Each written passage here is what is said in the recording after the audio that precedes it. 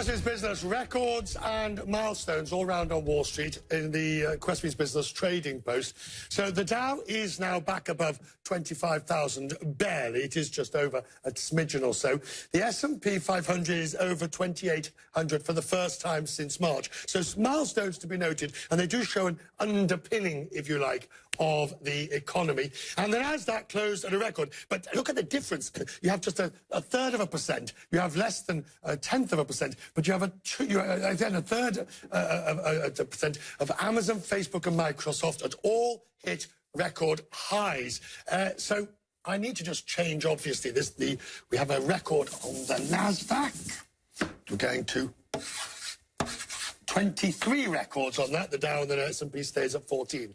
Market volatility hasn't stopped companies looking to go public. Joining me now is Jeff Thomas, the NASDAQ Senior Vice President in charge of listings on the West Coast. This battle for IPOs, if we look at the NASDAQ's pipeline that you've had a good time so far this year. What's been the trend? What are companies looking for? Yeah, we've had a fantastic start to the year. We had 93 IPOs in the first half of 2018. They raised nearly $15 billion on the NASDAQ.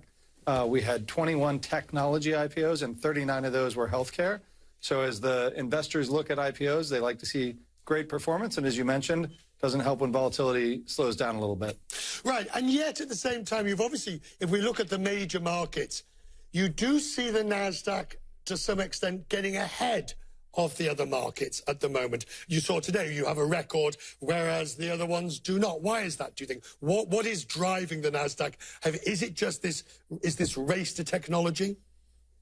That's right. You mentioned some of the great companies we have on NASDAQ. In fact, the five biggest companies in the world are now listed on NASDAQ as software continues to dominate. And that's where we see a lot of activity for the back half of the year in the IPO market as we continue to see a lot of enterprise software deals coming out.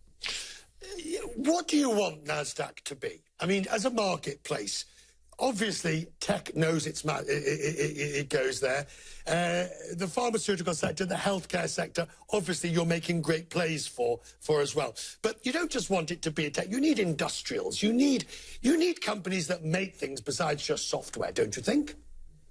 Yeah, and we've had a fantastic run as well. In addition to the IPOs, transfers from the New York Stock Exchange are at an all-time high. Since the SEC changed the rules to let companies bring their ticker with them, we've had over $1.2 trillion in market cap switch from the New York Stock Exchange to NASDAQ, including great companies like Xcel Energy. So we have a big push around the industrials area as well.